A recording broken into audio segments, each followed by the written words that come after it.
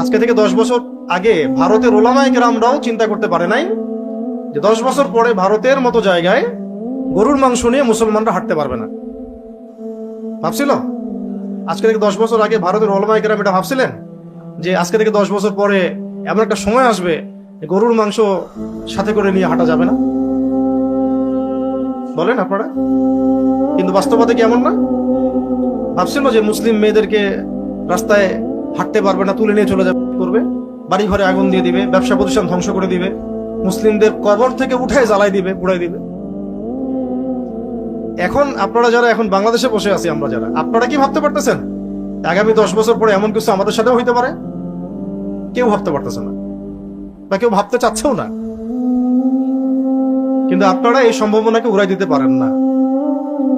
কিন্তু এটার উপযুক্ত কোনো প্রস্তুতি আমাদের নাই।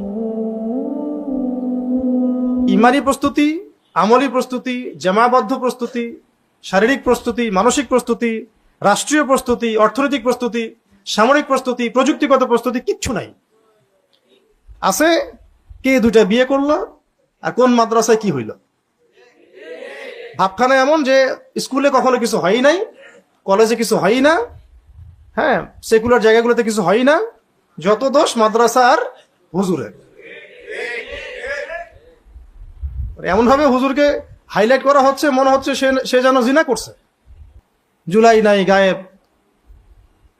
ইসলাম একটু শক্তিশালী অবস্থায় আসবে একটা সম্ভাবনা তৈরি হয়েছিল, সেটাও নাই হয়ে গেল। ঐক্য, মুসলিমদের ঐক্য ভ্যানিশ হয়ে গেল। ব্যালট বাক্সের চারপাশে সবাই নিজের গন্তব্য হারায় ফেললো। কত বড় বড় সিংহ ওই ব্যালটের নেশায় পড়ে বিড়াল হয়ে গেল। হ্যাঁ, ইসলামী দলদের ঐক্য নষ্ট হয়ে গেল। হাদি ভাইকে মানুষ ভুলে গেল। হ্যাঁ, ওই ছেলেটাকে ওই যে রাস্তায় পিটাই মারছিল প্রথমে, একটা ছেলেকে শোয়ায় একদম থেতলা করে দিল মাথায়, ইস্যু গায়েব হয়ে গেল। তারপরে কতগুলো বলবেন আপনি, কতগুলো বলবেন? সব বাদ। এখন এইভাবে মিডিয়া দিয়ে পরিকল্পিতভাবে আমাদের ব্রেইনগুলোকে ওয়াশ করা হচ্ছে। নির্দিষ্ট মূল যেটা লক্ষ্য, যে এই জমিনটা আমাদের, এই জমিনে আমাদের কাজ হচ্ছে নিজেরা আল্লাহ পাকের দিন পালন করব এবং এই দিনটাকে প্রতিষ্ঠা করার চেষ্টা করব, এখান থেকে সরাই দেওয়া। ব্যাস, একটা একটা আলোড়ন সৃষ্টি হলে পরেই এরকম কিছু না কিছুকে সামনে নিয়ে আসা হয়। আর মাশাআল্লাহ আমাদের জাতিটাও মাশাআল্লাহ সুবহানাল্লাহ মারাত্মক লেভেলের, হ্যাঁ, লাজবাব। যে ভাবখানা এমন যে সবাই নিজের আল্লাহর ওলি, তাদের কোনো গোনা তো নাই। যত বুজুর্গ সব তো ফেসবুকেই থাকে। সামনে যে মানে কাফেরদের পক্ষ থেকে বড় একটা ধাক্কা আসতে পারে, বা কাফেরদের যারা বন্ধু তাগুত, এদের পক্ষ থেকে ধাক্কা আসতে পারে, আরো যে সিচুয়েশন খারাপ হতে পারে, এবং আমরা যে ট্র্যাপড, কোনো দিকে যাওয়ার জায়গা নেই, আমাদের প্রস্তুতি গ্রহণ করা দরকার সব দিক থেকে, মাথায় কাজ করতেছে না এগুলো।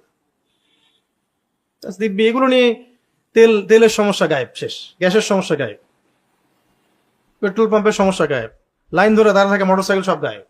ইস্যু এখন একটাই, মাদ্রাসার হুজুর কি করছে। অথচ এটা প্রমাণিত না, এটা প্রমাণিত হয়নি। রিপোর্ট টিপোর্ট করা ছাড়া, রিমান্ড টিমান্ড দেওয়া ছাড়া। মিডিয়াতে ছবি তোলার হিরিক দেখছেন?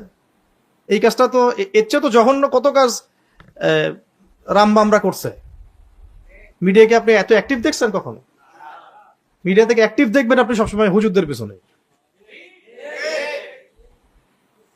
এই হলো বাস্তবতা বাংলাদেশের।